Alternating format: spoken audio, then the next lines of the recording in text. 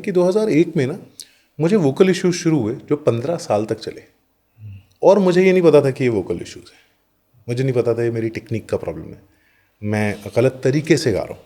जो सीख रहा हूँ वो सही है, पर और अब तो ये चीज़ें बहुत बात होती है इनके बारे में, या चीज़ें अब अवेलेबल है, गूगल है, या आप किसी से पूछ सकते हो। क्या वो प्रॉब्लम थी? क्योंकि व्यूवर्स को जानना है, क्योंकि उनके साथ वो भी कुछ ना कुछ प्रैक्टिस कर रहे होंगे, तो डेफिनेटली उनको पता होना चाहिए कि इस तरह की टेक्निक्स ना यूज़ करें।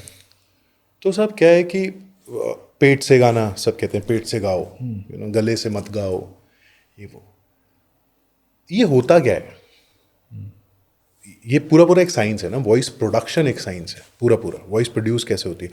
और ये गाने अगर मैं सही कह रहा हूँ तो ये गाना गाने से अलग प्रैक्टिस है। आपकी वॉइस कैसे प्रोड्यूस होनी चाहिए एक साइंटिफिक प्रैक्टिस है। गाना भी एक साइंटिफिक चीज़ है ऑफ कोर्स, लेकिन इसके बारे में बहुत जागरूकता तब तो नहीं थी। अब तो बहुत सारे लोग बोलते हैं voice culture, voice training, voice technique, तब ये नहीं था। और मैं मेहनती बहुत था, तो ना मैं 6-7 घंटे गाऊं और कोई रिजल्ट ना आए, तो मैं ना उसमें उलझ गया। मेरे को शायद एक इंस्ट्रूमेंट सीख लेना चाहिए था, मुझे कुछ, पर मैं ना उसमें आई वुड से कि मैं उलझ गया उसमें। क्या रिजल्ट नहीं आ रहा था आपको? प्रोग्रेस जिस तरह से होनी चाहिए ना उतने रियाज के बाद, वोकली जितनी प्रोग्रेस होनी चाहिए, मेरे को वो हो जाए कि होर्स हो जाए, मेरा आवाज़ ख़राब हो जाए मेरी, या मैं एक दिन तो बहुत रियाज करूं, फिर 2 दिन गला इतना दर्द हो रहा है कि मैं बात ही नहीं कर पा रहा हूँ। और आपने बेंचमार्क क्या सेट करके रखा था? मैं तो बच्चा था, मैं तो ये सुन के अरे 8-8 घंटे रियाज करते हैं लोग, तो वही मुझे ना, लगता था आपको 8-8 क्या घंटे रियाज करते हैं। कंपैरिजन क्या हो रहा था? आप कर रहे हो प्रैक्टिस पर, आपको you are not getting result, तो क्या आपने क्या दिमाग में सेट करके रखा था कि ये चाहिए जो अगर मेरा गला दर्द हो रहा है तो मेरे लिए तो वही प्रॉब्लम हो गया ना। बेंचमार्क तो बाद की बात है। मुझे ये लगता था कि मैं आज 8 घंटे रियाज किया, अगले दिन गला दर्द हो रहा है। मैं जो गा सकता हूँ ऑन अ फ्रेश थ्रोट, मान लीजिए हफ्ता भर मैंने नहीं गाया और फिर मैं रियाज करने बैठता हूँ, तो मैं कुछ चीज़ें गा पा रहा हूँ जो मैं अगले दिन से गा ही नहीं पा रहा हूँ, या मेरा पिच सही नहीं लग रहा, या मेरा गला होर्स हो जा रहा है। और ये सारे साइन आपकी लर्निंग के या आपकी टेक्निक के गलत होने के साइन है, पर ये तो मुझे पता नहीं था।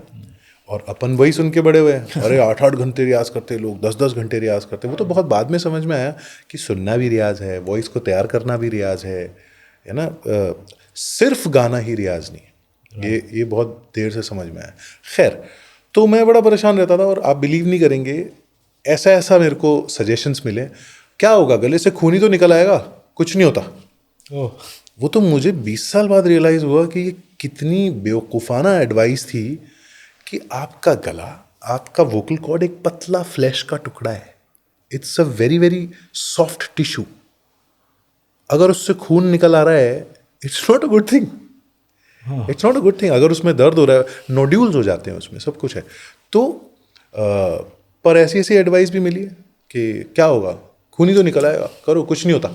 ये एडवाइस आपको टेक्निकल लोगों से मिल रही थी? नहीं, ऐसे ये ही? सारे वो लोग थे जो ऑफकोर्स मुझसे बेटर म्यूजिक जानते थे, लेकिन मुझे बहुत देर से समझ में आया कि कुछ लोगों को ये गॉड गिफ्ट है, उनका वॉइस प्रोडक्शन का सिस्टम गॉड गिफ्टेड है, नहीं है खराब, नहीं है उसमें प्रॉब्लम। और जिनको सीखना पड़ता है, तो सबकी जर्नी अलग अलग है ना। लेकिन आप जब छोटे होते हो तो आप किसको देखते हो? आप देखते हो उन लोगों को जो आपसे बेटर करते हैं, जो आपसे बेटर जानते हैं। तो मैं ना बड़ा वो बच्चा था जो बहुत, मैं गाना चाहता था, मतलब मेरे को ये पता था कि बस मुझे गाना गाना है, और मैं कहाँ नहीं गया और किस किस से मैंने बात नहीं की, और क्या क्या मैंने नहीं किया, मैं आपको क्या बताऊँ।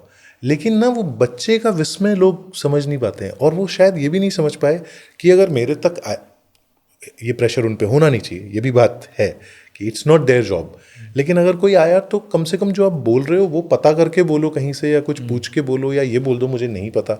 लेकिन जैसे ही आपसे कोई सवाल पूछा जाता है, सबसे पहले शायद हमारे अंदर ये आ जाता है कि पूछा गया तो बोलना तो पड़ेगा। राइट। पर नहीं, ये भी बोला जा सकता है कि मुझे नहीं पता, है ना, मुझे नहीं पता ये कैसे होता है।